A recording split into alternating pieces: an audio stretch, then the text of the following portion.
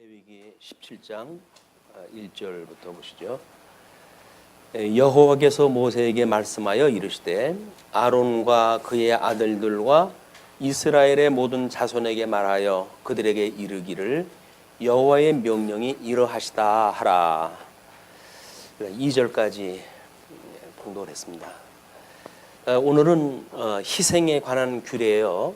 속죄에 관한 그 전체의 규례이기 때문에 구조는 마찬가지로 이제 제사장에 대한 이야기로부터 시작이 되어집니다. 제사장, 그 다음에 이제 제단, 그리고 제물, 이 세 가지가 이제 제사의 우리 3요소라고 이렇게 이야기를 했어요. 이 세 요소인데 지금 17장 1절서부터 3절까지, 2절까지 이야기가 아론과 그의 아들들이 언급이 되어 있네요. 아론, 그 다음에 그의 아들들, 그리고 이제 백성들에 대한. 그래서 하나님의 명령이에요. 여호와의 명령. 여호와의 명령이 이 제사장 그룹들에게 주어지고, 그리고 그 제의에 참석을 갖다 해야 될 백성들이 함께 하나님의 명령으로 수용이 되어집니다. 뭐 독자적으로 해가지고 이제 그 제사장들이 되어지는 것이 아니라 제의의 주관자나 또는 참여자가 함께 하나님의 명령으로 이제 받아들여지기 때문에 마땅히 아론과 그의 아들들이 하는 그 어떤 제의에 대해서 백성들이 하나님의 명령으로 바꿔 이제 이 일을 갖다 하는 거니까 이거 시작이 되어지는 것이 지금 2절까지 소개가 되어졌는데,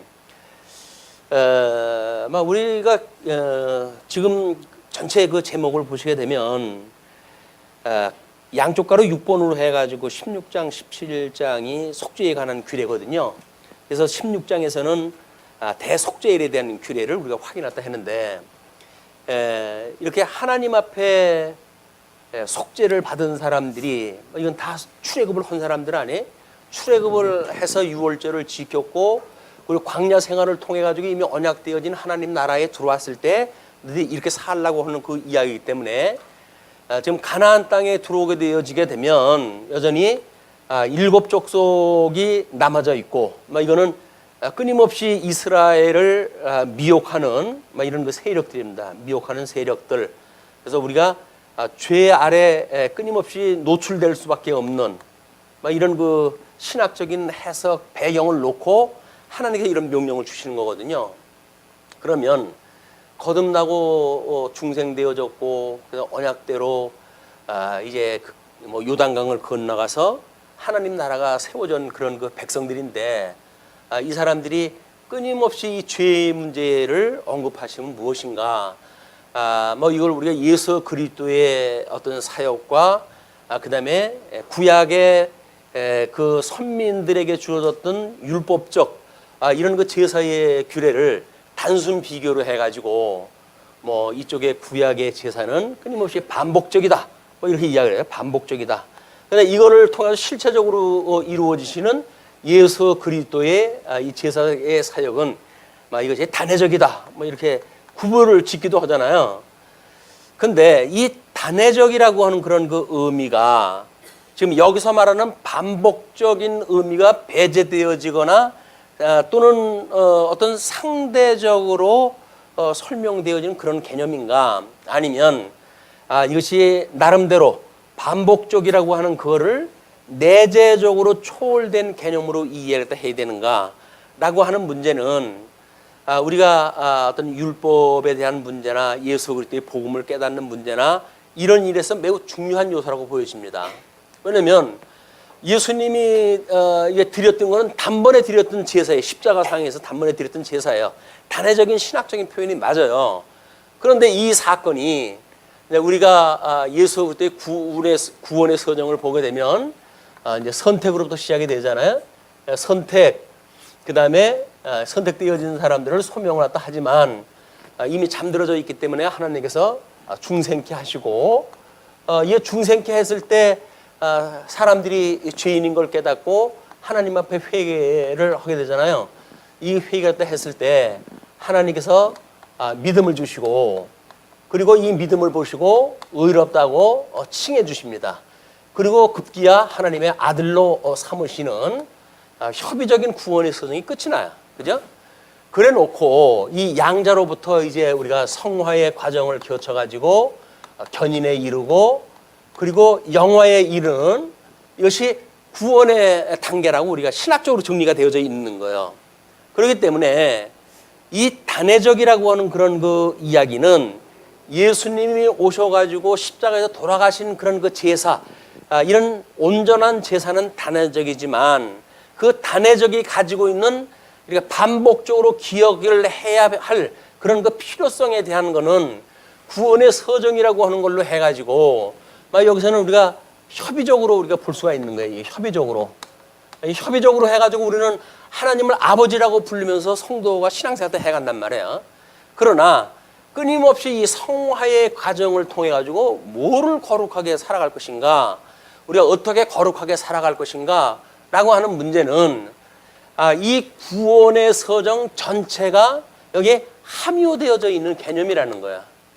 이 협의적인 개념이 여기에 포함되어져 있기 때문에 이거를 단순히 익힌 공부라고 하는 거에 머무르지 않고 여기서 배운 공부라고 하는 이런 걸 기초로 해가지고 익힌 공부가 이제 되어지기 때문에 우리가 이걸 학습이라고 이렇게 이야기하는 거 아닙니까? 진리에 대한 내용을 우리가 학습한다. 배운 공부와 익힌 공부가 끊임없이 되어져야 되는데 이 성화의 과정이 그냥 거룩하게 되어져 가는 것라고 하는 그런 그 단순한 문제가 아니라 우리가 어떻게 하나님께서 하나님의 아들로까지 삼아 주셨는지에 대한 이걸 기초로 해가지고 이걸 초반적인 기초로 해가지고 성화의 과정이 이제 이루어져 간단 말이야.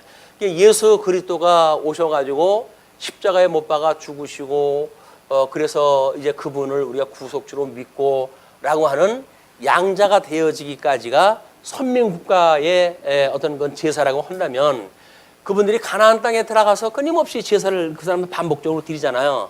이게 단순한 그 반복이 아니라 그 사람들의 이 반복들도 거룩하게 살아가는 하나님의 백성으로서 내가 거룩하니 너희도 거룩하라 하셨던 하나님께서 거룩하게 하시는 과정에 대한 이야기란 말이에요. 그런 그 이야기라고 한다면 마땅히 지금 우리가 구원의 서정 중에 성화라고 하는 독립되어져 있는 내용이지만 이 성화라고 하는 거는 이거로부터 쌓여져 가지고 기초 위에 지금 성화의 과정이 있는 거지 독립적인 것이 아니란 말이에요. 이 우리가 반복적이라고 하는 것이 내재되어졌다고 하는 의미는 이것이 끊임없이 여기까지에 대한 것이 기초 위에 성화의 과정이 지금 이게 존속이 되어지는 거다. 독립되어져 따로 떨어져 있는 것이 아니라 끊임없이 의롭게 되어져서 양자를 삼으셨다고 하는 이 가운데 성화라고 하는 과정이 계속되어지는 거기 때문에 이 성화의 과정을 공부했을 때 그 성화라고 하는 것이 이것이 끊임없이 우리들한테 이제 회고되어지고 시인되어지고 그리고 이런 것이 전제로 해가지고 성화가 되어지는 거란 말이에요. 그래서 우리가 칭의함을 받았다라고 하는 그런 그 일은 하나님께서 우리에게 죽었던 우리를 살리셔가지고 지금 우리를 이 일을 갖다 해가시는 거 아니겠어요? 그렇기 때문에 성화되어져 가는 모든 성도들의 삶도 끊임없이 이런 의롭다고 칭해 주시는 하나님의 은혜로 이것이 이루어진다고 하는 연속선상에서 우리가 이걸 이해를 해야 된단 말이에요. 이제 이것이 잘못되어지게 되면 우리는 여기서 구원을 받았고 이렇게 받았다. 구원을 받았다. 뭐 때로는 얻었다. 뭐 이렇게 이야기를 하거든요. 얻었다. 이게 하나님의 행하시는 우리가 하나님의 아들로서 거룩함을 입었다고 하는 우리의 신앙 고백이란 말이야. 그러면 구원을 받은 사람으로서 그 이유는 뭐가 어떻다는 얘기냐. 그 이야기예요. 그래서 신학적으로 끊임없이 문제가 되어지는 것이 뭐냐면 구원 그리고 그 이후 이렇게 이야기를 해요. 아니 교리적으로는 여기까지가 다 구원이라니까요. 이것이 협의적인 거를 뛰어넘고 우리가 이렇게 주어지는 것이 뭐냐면 광의적이라고 일부러 자꾸 구분을 하는 것이 내재적으로 초월된 개념으로 성화라고 하는 그 과정을 보질 않으면 우리는 구원을 받았다고 다 생각이 드는 거예요. 그런데 신약 성경에서 끊임없이 너희들이 떨어질까 조심하라고 하는 경계의 말씀은 누구한테 주는 건가요? 교인들한테 주는 거예요. 성도들한테. 요한계시록에서 수없이 떨어지는 사람들에 대한 이야기는 누구예요? 구원받은 교회의 성도들한테 주는 편지라니까요. 근데 우리는 이거를 전제를 갖다 해놓으니까 이 이유가 마치 구원과 그 이유처럼 별개의 문제로 보여진단 말이에요. 그것이 아니다. 이 구원이라고 하는 거는 구원의 서정이라고 하는 문제로 봤을 때 하나의 문제야. 그래가지고 이 문제가 풀리지를 않으니까 이 구원받았고 뭐 영생을 얻었다고 스스로 믿는 사람들한테 어떻게 이 성화의 삶에 대한 거를 교육을 갖다 해내야 되는가라고 하는 것이 끊임없이 당위에 대한 훈련으로 되어진단 말이에요. 당위에 의한 훈련으로 되어지는 거야. 그래서 뭐 때로는 뭐 제자 훈련이니 무슨 훈련이니 해가지고 성도들을 훈련시켜가지고 이루어지는 걸로 이루어지거든요. 근데 그렇지는 않습니다. 성화라고 하는 것이 구원의 서정의 부분이기 때문에 우리는 그 성화도 여전히 하나님의 주권 아래에 있는 거예요. 이걸 하나님께서 이렇게 해가신다는 이야기거든요.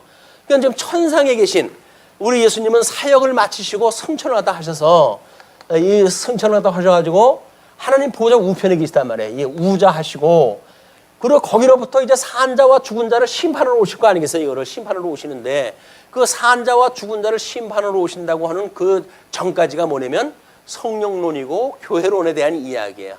교회에서 승천되어진 그 주님께서 성령을 보내주셔가지고 이 오신 성령이 끊임없이 우리들에게 주님의 말씀을 기억내게 하시잖아요. 물론 여기서 이제 교회를 창립케 하시고 그리고 창립되어진 교회로 하여금 성도들의 교제를 통해서 끊임없이 우리를 이렇게 거룩하게 한 가운데에 견인을 갖다 하신다고 하는 것이 우리 고린도서를 공부했을 때 그 원리란 말이야. 내가 너희들을 경고케 하겠다. 경고케 하겠다. 그러니까 창립되어진 성도들을 주님께서 견인해 가신다는 그 이야기는 우리들에게 이게 하나님의 은혜로 되어진다고 하는 걸 보여주는 일이지. 너희들은 하나님께서 해가시는 일이니까 너희들은 구원받은 사람들이야. 그러므로 그 이유는 너희들이 뭐 믿음으로 되어지는 것이 아니라 훈련으로 되어진다든가 우리의 노력으로 되어진다든가 이런 걸 가미시키지 않으면 구원받았다고 이미 주장하는 사람들한테 어떻게 지도할 방법이 없는 거야. 구원 다 받았는데 뭐. 사도 바울은 끊임없이 너희들이 섰다 함도 아니고 이루었다 함도 아니라고 그러잖아요. 이건 끊임없이 우리의 육신의 장막을 벗어버릴 때까지 지속적으로 이루어져 가는 일인데 예수님을 믿는다고 하는 어떤 영적 변화, 뭐 영적으로 변화가 되는지도 모르겠어요.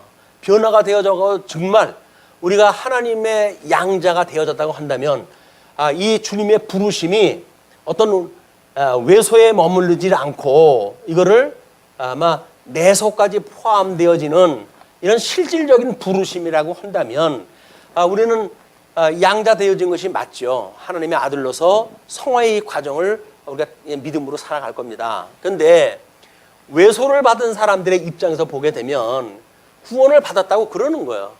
이제는 그 이후에 모든 뭐 자기의 어떤 그 노력도 필요가 없다는 이야기거든요. 그래가지고 구원을 다 받았으니까 그 이후에 우리들의 삶에 대한 문제도 문제가 안 된다. 근데 이렇게 이야기하는 것이 우리 구원파의 논리라고 이렇게 이야기를 했어요.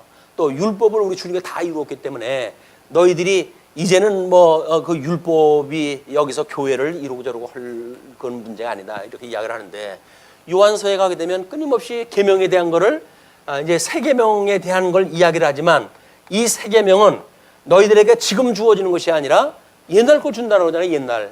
왜냐면 구약에 있었던 십계명이라고 하는 이런 개념의 의미가 뭔가.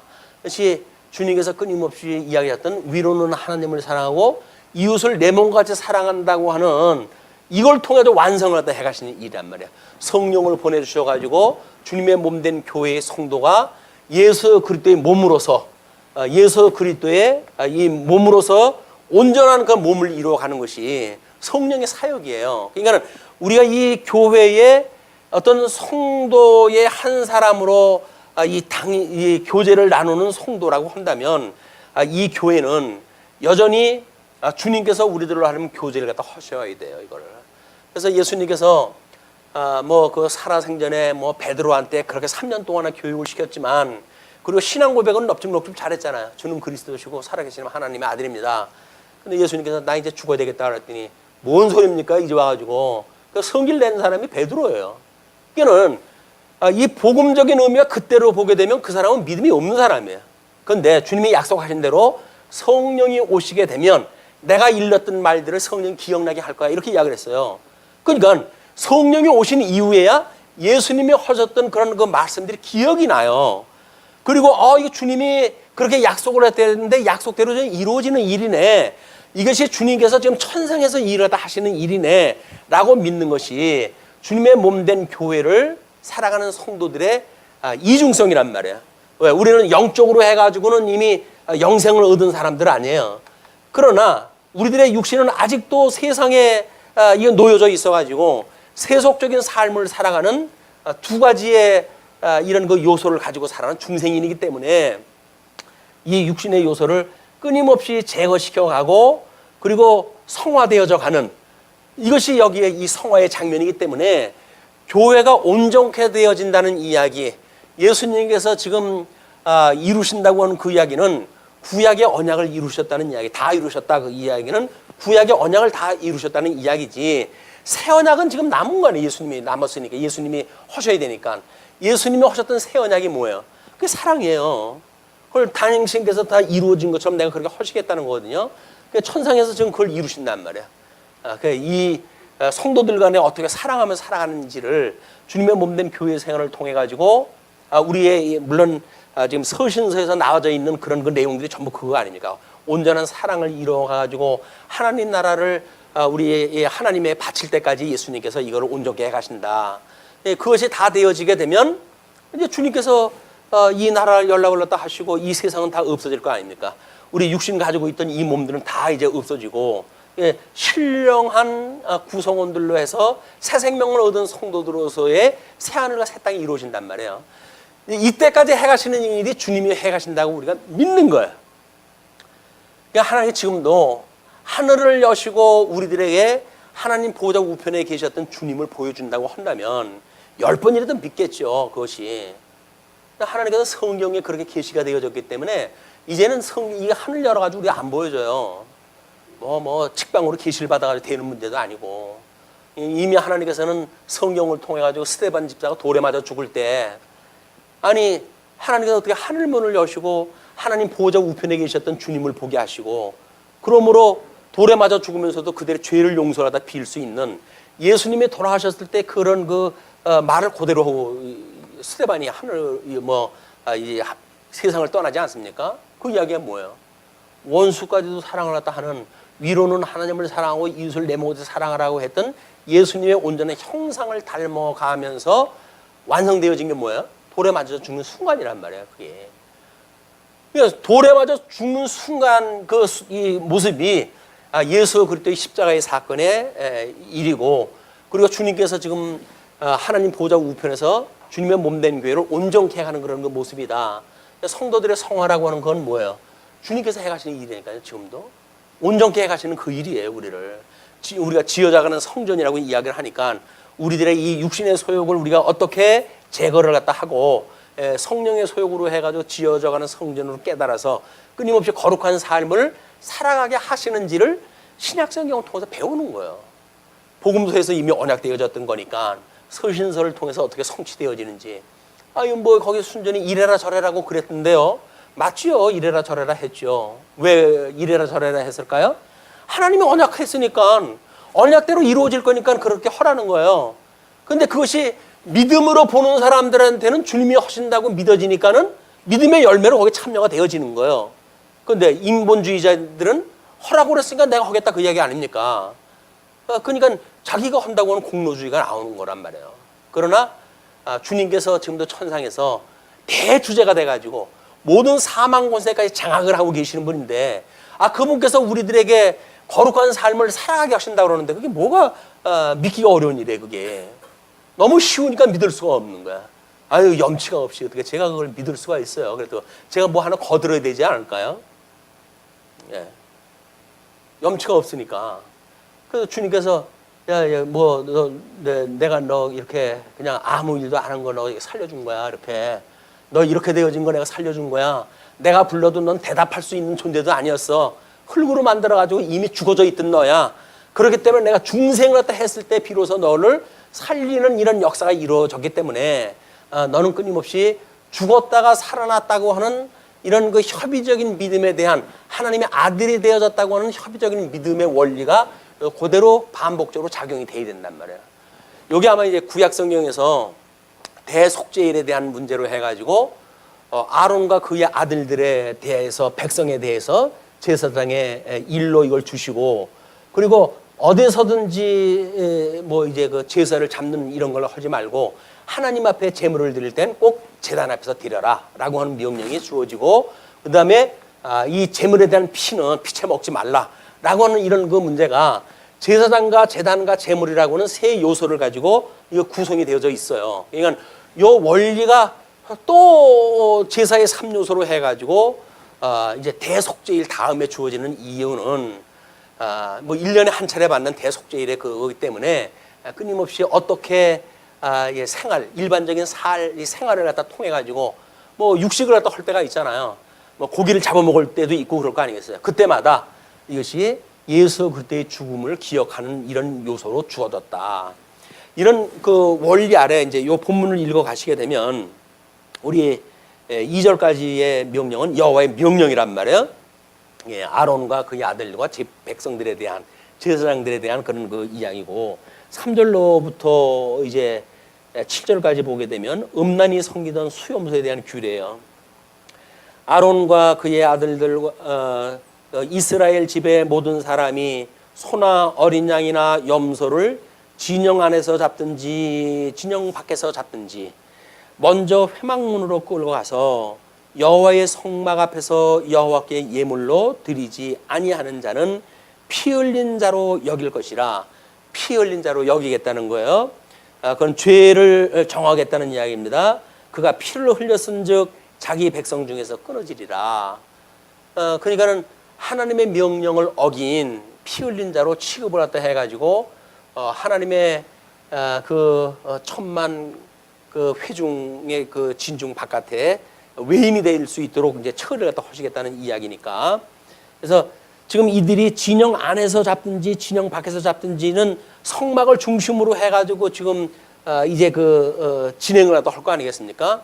12지파가 성막을 중심으로 해가지고 12지파가 이제 에워쌌고, 근데 거기에 진영에서 잡든지 아니면 진영 바깥에서 뭐 사냥을 나가가지고 잡든지 이런 그 경우도 있을 테니까 그렇게 잡든지 그것이 먼저 회막문으로 끌고 와서 여호와의 성막 앞에서 여호와께 예물로 드리지 아니하는 자는, 그런 그 이야기예요.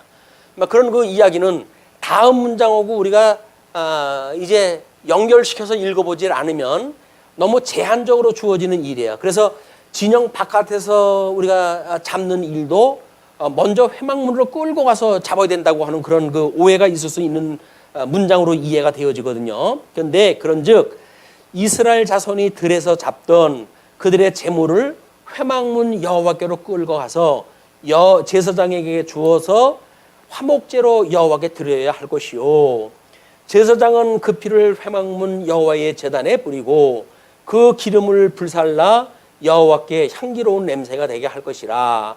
그들은 전에 음란하게 섬기던 수염소에게 다시 제사하지 말 것이니라.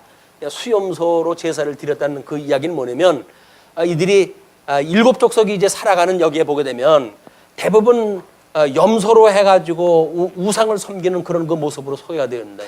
전부 우상으로 해가지고 잘못되어진 제사를 드렸던 그런 사람들이기 때문에 이런 그 예를 따르지 마라, 그런 그 이야기예요. 그래서 지금 우리 여기서 말하고 있던 그 짐승을 잡았을 때 문제가 어떻게 진 바깥에서 잡았거나 안에서 잡았거나 하나님 앞에 드리는 만약에 제물이라고 한다면 마땅히 제단 앞으로 와가지고 그 제사를 잡아야 돼요. 제단에서 그 제사법에 의해 가지고 살려고 갖다 해야 된다는 이야기예요. 그런데 지금 그 8절로 9절까지 이제 번제나 희생을 드릴 장소에 대한 규례로 되어져 있잖아요. 이게 장소. 그러니까 이거는 인물, 장소, 그리고 재물에 대한 그 나뉘어집니다. 그래서 10절서부터 16절까지 보게 되면 피를 먹지 말라는 규례가 나오는 거예요. 이스라엘 집 사람이나 그들 중에 거류하는 거류민 중에 무슨 피든지 먹는 자가 있으면 내가 그 피를 먹는 그 사람에게는 내 얼굴을 대하여 그를 백성 중에서 끊으리니. 그래서 이 피채 먹는다라고 하는 이 문제를 하나님께서 매우 강력하게 이걸 이제 제한을 갖다 하셔요. 뭐 우리 아담에게 언약을 하셨을 적에는 식물에 대한 것만 먹도록 되어져 있었죠. 그래서 이 식물로만 살게 하던 사람들을 노아의 홍수가 끝나고 이제 이 육식에 대한 거를 이제 허락을 갖다 하시는데, 그러나 너희들이 피채 먹지 마라 이렇게 하나님께 이야기다 하십니다. 왜냐하면 이 피가 곧 생명이다 이렇게 이야기를 해요. 피나 곧 생명이기 때문에 피채 먹는 일은 하지 마라. 생육하고 번성하라고 했던 그 주님께서 이제 하나님의 주셨던 이 어떤 영역 아래서 그거를 음식물로 먹는 그런 거 문제는 이 생명이라고 하는 문제가 끊임없이 관심을 가지고 그걸 먹을 수밖에 없는 이런 제한을 주셨단 말이야. 우리가 이제 구약 성경에서 언급되어지는 것이 예수 이 어떤 생명에 대한 이야기를 할 때 여기서 호흡, 숨이라고 이렇게 이야기해요. 숨. 그래서 성령의 역사하는 것이 전부 호흡으로 표현이 되어집니다. 그래서 숨을 내쉬자 뭐 이렇게 이야기를 해가지고 성령이 이제 주시는 걸 이야기를 하고, 또 아담을 만들었을 때 흙으로 빚어 만드시고 그의 코에 생기를 불어넣었다 이렇게 이야기를 하죠. 그래서 이 호흡과 피라고 하는 그 이야기는 생명과 아주 밀접한 관계가 있어요. 밀접한 관계가 있다. 그렇기 때문에 우리 신약 성경에 오게 되면 물과 피와 성령인데 이거 셋이 있는데 이것은 곧 하나다 이렇게 이야기를 하잖아요. 물로 우리가 이제 그 세례를 받았던 것, 또는 피로 해가지고 예수님의 십자가의 사건이 있었던 것, 이거를 증거하는 성령의 역사, 이것이 전부 생명에 대한 이야기입니다. 예수 그리스도에 대해서 새 생명을 얻는 원리를 소개했을 때 물과 피와 성령이 있는데 이 셋은 곧 하나다 이렇게 이제 이야기를 한 거예요. 그렇기 때문에 우리가 생명을 얻는다고 하는 이 문제가 이 피가 왜 필요하냐면 피에 있는 적혈구에 의해 가지고 우리가 숨을 쉬잖아요. 이 호흡을 하게 되면 산소가 우리의 공급이 돼야 될 거 아니겠어요? 이 산소가 피에 있는 적혈구에 들어가 가지고 이것이 온 장기로 해가지고 산소를 공급하게 되어져요. 그러니까 피가 단순한 피의 공급이 아니라, 흐름이 아니라, 피에는 영양 분분도 있지만 이 산소가 피를 통해서 이제 그 우리 장기에 이동이 되어져 있어요. 그러니까 우리가 대뇌에 어떤 피 흐름이 멈춰가지고 산소의 공급이 멈췄다라고 했을 때 우리가 반신불수가 되어지고 하는 문제가 바로 이 산소의 공급 문제, 호흡에 대한 문제란 말이에요. 그러니까 호흡이 숨으로만 쉬는 걸로 해가지고 된다고 해서 되는 문제가 아니라, 코로 해가지고 호흡되어지는 산소가, 흡입되어지는 산소가 끊임없이 피에 얽혀가지고 전 장기를 돌아가면서 생명이 유지되어진단 말이에요. 우리 예수님에 의해 가지고 우리가 이 어떤 거룩한 삶, 온전한 교회로 살아가는 일은, 이 생명이 유지되어지는 것은, 끝까지 성화되어지는 그것은 성령의 호흡으로 인해 가지고, 이게 끊임없는 성령께서 우리에게 주시는 운동력으로 이게 가능한 거예요. 예수 그리스도의 복음, 이거 피예요. 그러나 그것이 성령께서 우리한테 믿어지는 믿음을 화합지 않게 하면 절대 객관적인 진리로 이건 떨어져 나가 버려요. 우리가 뭐 히브리서 기자가 그런 이야기를 하지 않습니까? 이렇게 다 믿음의 역사를 보고 그랬는데도 불구하고 그들이 구원에 이르지 못하는 것은 믿음이 화합되지 않았기 때문에 그렇다, 이렇게 이야기를 합니다.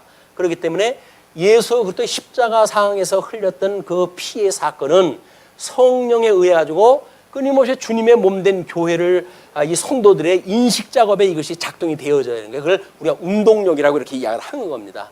예수 그리스도께서 천상에 계시지만 보내신 성령에 의해 가지고 예수 그리스도가 우리의 생명이라고 하는 걸 끊임없이 인식을 하게 하셔야 돼요.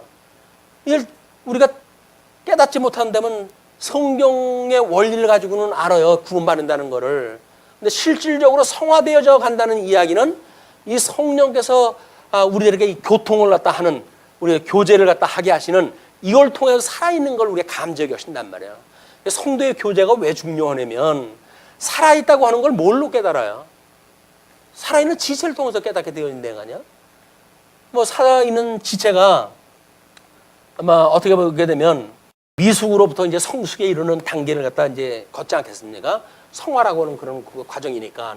근데 뭐 신앙생활 하루하고 이틀하고 1년하고 2년하고 해가는 걸 보게 되면 그의 이 성숙해가는 모습을 우리가 보게 되잖아요.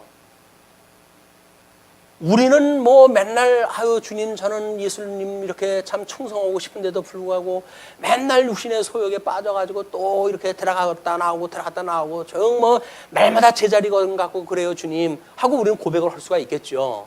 그러나 외견적으로 봤을 적에 이렇게 미숙으로부터 성숙되어져 가는 지체를 우리가 목도하게 되어지고 나는 정체되어져 있다고 보는지 모르지만 상대방에 봤을 적에는 저 집사님은 매우 달라지고 있어. 그 이야기는 뭐예요? 살아있다는 거예요, 지금. 살아있으니까 뭐가 변화가 이게 가능하죠. 죽어있으면 변화가 안 된다니까요. 살아있으니까 이 변화가 이루어지는 거야. 살아있다고 하는 그런 거는 성도들의 교제를 통해서 우리가 알게 되어지는 일이기 때문에 뭐 주님의 몸된 교회를 말씀을 통해서만 공부한다고 하는 이야기는 거짓말이에요. 그걸 말씀을 해서 믿어진다고 하는 그런 그 문제, 익힌 공부는 철저하게 우리 공교회와 성도의 교제와 우리들의 뭐 이제 그 뭐 죄의 용서함과 영생과 이런 것들을 주님이 이 신약 성경을 통해서 성령의 사역인 서신서를 통해서 이제 계시가 되어졌기 때문에 그걸 우리가 몸소 배우고 익히는 과정을 갖게 되어야 된다. 그냥 그 이후의 삶이기 때문에 우리가 성숙한 삶을 살아가는 것뿐이야라고 하는 그런 이론이 아니에요. 끊임없이 주님께서 죽었던 우리를 살려놓으셨던 것처럼 지금도 여전히 우리를 이렇게 성화시켜 가신다.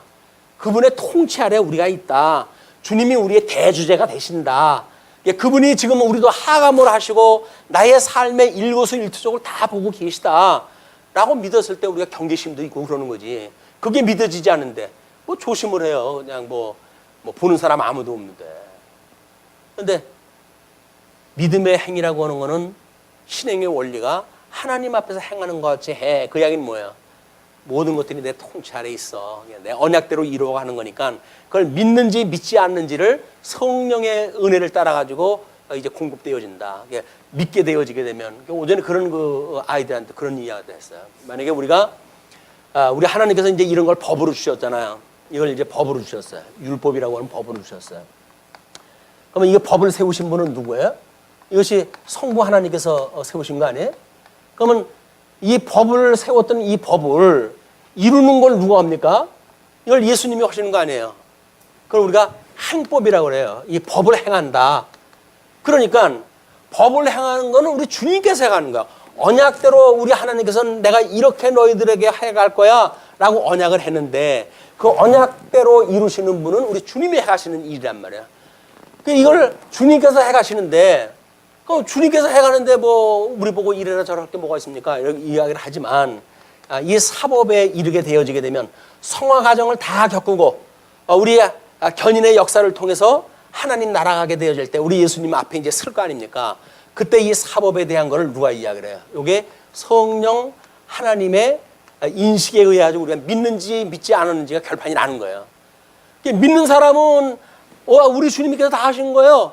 너 죄인이지? 맞아요. 그런데 우리 주님께서 대속해 주셨어요. 이분께서 하나님의 언약을 다 이루신 분이에요. 나는 이분에 죽어서 웃고 이분이 우리의 머리가 되신 분이거든요. 저는 그냥 이분에 속한 사람이에요. 저는 이름도 성도 없어요. 라고 말해야 이 책임을 면할 수가 있잖아요. 근데 뭐 껍죽대고 제가 제 책임 제가 지겠습니다. 뭐 대단한 믿음을 가지고 있는 것처럼 그렇게 이야기를 하게 되면 그건 믿음이 없는 사람이란 말이에요. 모든 법을 행하는 분은 누구라고요? 예수 그리스도요. 이분이 다 이루시는 거예요.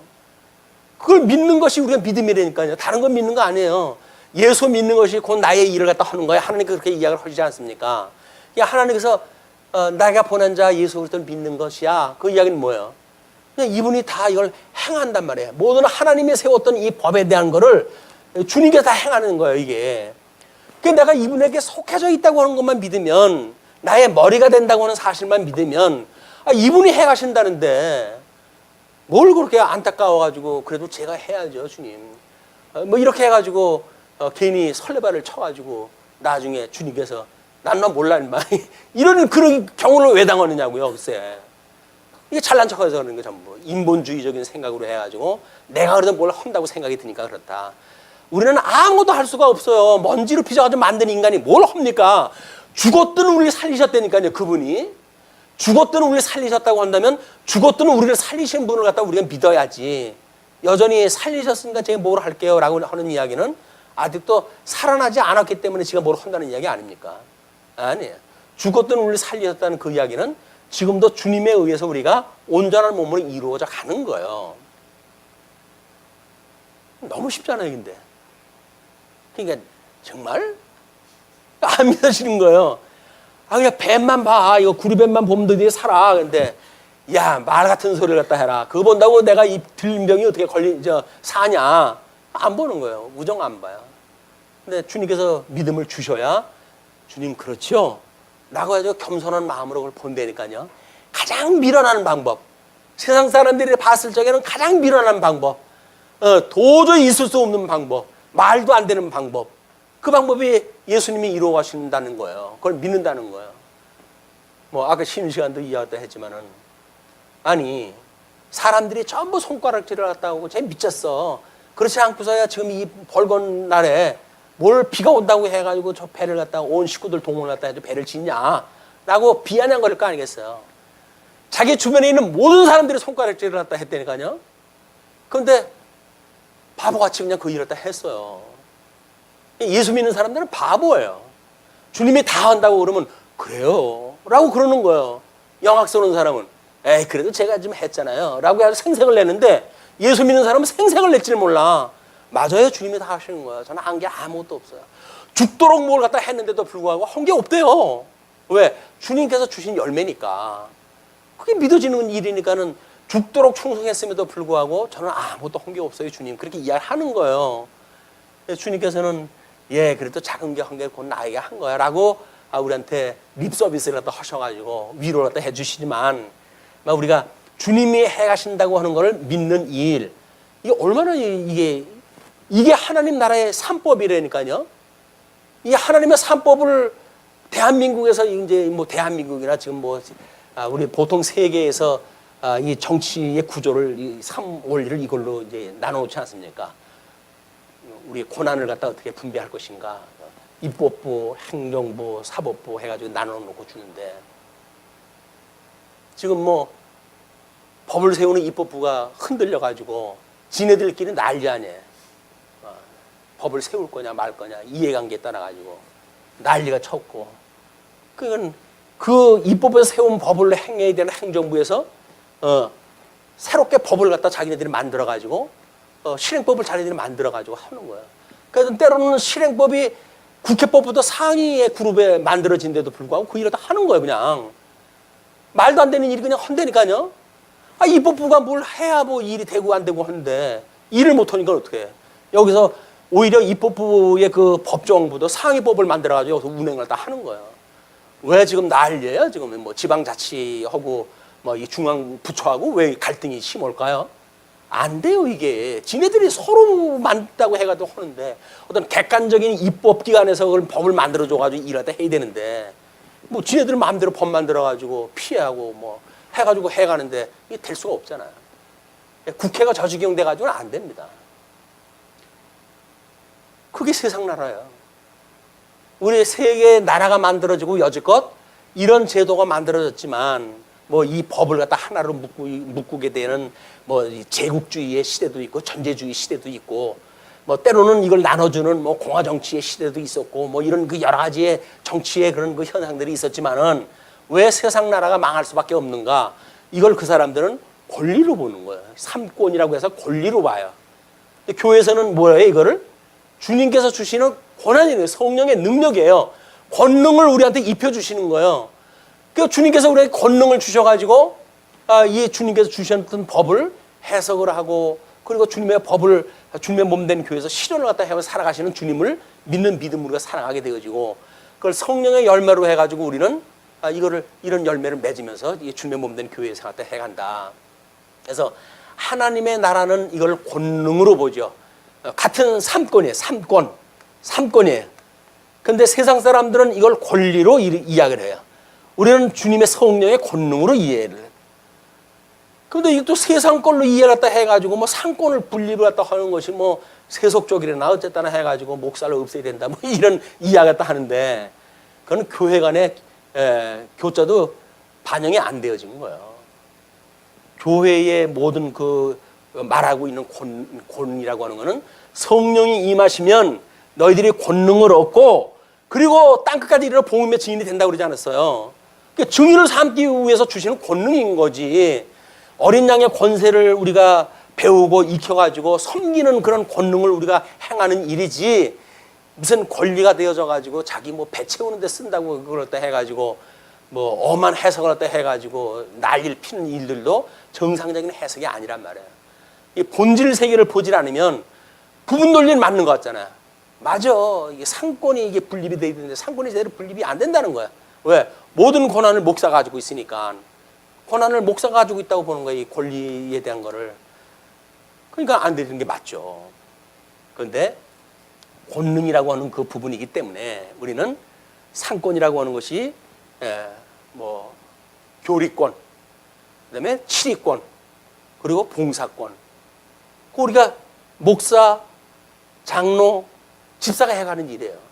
주님의 몸된 교회에 직원이 세 부류가 있다고 이렇게 해야 돼. 직원. 처음에 뭐 이 직원이라고 하는 얘기를 보고 회사처럼 뭐 직원이 나옵니까? 이렇게 이야기하다.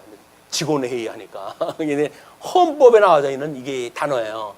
왜 직원입니까? 하나님 나라에 가지고 있는 이 직임을 가지고 있는 구성원이란 말이에요, 이게. 근데 이 직원을 세 부류로 되어져 있어요. 누구로? 목사, 장로, 집사. 요 세 부류가 안수를 받아가지고 우리가 항전으로 해가지고 주님의 몸된 교회라고 한다면 항전직으로 있어야 되는 직임이에요, 이게. 항전이라고 하는 것이 뭐예요? 항상 있어야 되는, 항상 존재해야 되는 직원이란 말이에요. 이게 하나가 빠지게 되면 이 온전한 교회가 아닌 거예요. 목사가 없으면 이거를 허위교회라고 이렇게 이야기를 해요. 허위교회. 장로가 없으면 이걸 무조직교회라고 이렇게 해요. 무조직, 조직이 안 되어져 있는 교회.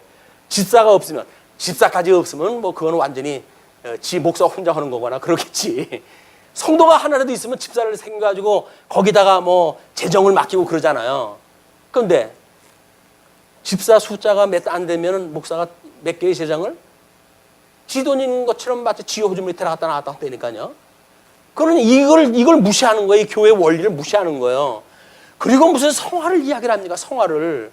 이 성화가 굳이 이 조직되어져 있는 구성원들이 이런 원리를 따라가서 주님의 몸된 교회의 구성원이 되어져 가지고 이런 사역을 갖다 해갔을 때 성화라고 하는 것 맞는 삶이 만들어지는 건데 교회 생활도 이게 뭔지도 모르고 하는 사람들이 무슨 성화예요, 성화가.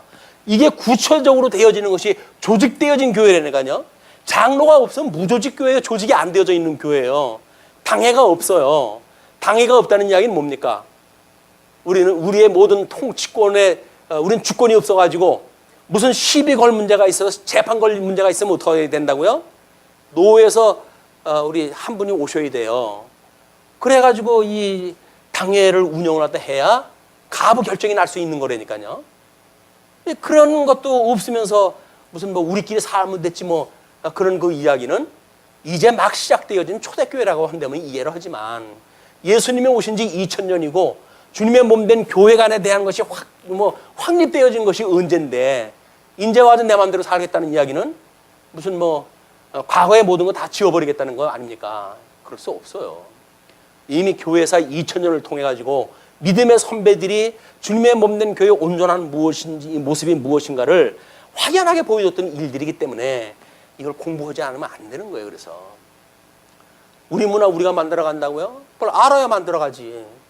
우리가 모르고 만들면 뭐예요? 기준이. 내 기준으로 만드니까 그건 주님하고 아무 상관없는 사조직이에요. 사조직. 사조직을 가지고 내 마음대로 한다고 생각도 안 뭐 우리가 정말 몸을 불사는데 내어주는 것 같처럼 봉사도 하죠. 사조직을 위해 가지고. 근데 사조직의 목적은 뭐예요? 개인의 영달을 위해서 있는 거예요. 자기의 영향력을 위해서 있는 거라고요. 그게 조직은 아니라니까요. 주님의 몸된 교회는 유기적이어서 어떻게 하나의 몸으로 되어져 가지고 연약한 성도를 돌아보고 그들이 지지 못하는 짐을 대신 지고 이래가지고 각양 서비스를 갖다 해가면서 진리를 공급을 갖다 하는가. 그래서 우리 예수님의 이 형상에까지 이르기까지 주님의 몸된 교회를 온전케 해가시는 일이야말로 이 온전한 성화에 이르는 삶이란 말이에요. 교회가 성화가 되질 않는데 성도가 혼자 성화된다? 거짓말이에요. 주님의 몸된 교회가 성화는 성도들의 개인 성도고 비례가 되어지는 거예요. 비례가. 이것이 주님께서 만들어가는 이 제사의 나머지 시간에 우리가 이 하나님의 우리 하나님을 아버지라고 부르는 성도들이 성화의 가정을 살아가는 제사의 모습이란 말이야. 우리가 예수님이 드렸던 온전한 제사를 어떻게 이해하다 하는가. 그분이 보내주신 성령께서 어떻게 그걸 온전히 이루어 가시는가. 이것이 주님께서 주시는 아마 후속의 문제라고 보여집니다. 그래서 16장 대속죄 일에 대해서 17장에 길지도 않아요. 17절까지 내용으로 해가지고 이 원리를 소개를 했다. 아마 뭐 이것이 17절까지 짧은 절로 소개가 되었으니까 그래도 이나마 뭐 이런 설명을 갖다 하지. 이 본문 설명할 시간이 또 많이 걸리면 이런 거 서비스할 시간도 없어요. 오늘은 마침 성경 구절이 짧아가지고 교회사적인 이런 거 입장까지 같은 원리로 소개를 갖다 해드렸습니다. 뭐 시간은 아직 안 됐어요. 그래도 저 강의는 다 끝났어요. 그래서 뭐 예배를 마치든지 아니면 찬송으로 시간을 갖다 마치든지 그거는 나머지 시간은 알아서 하시고 일단 저는 여기서 마치겠습니다. 기도하시죠.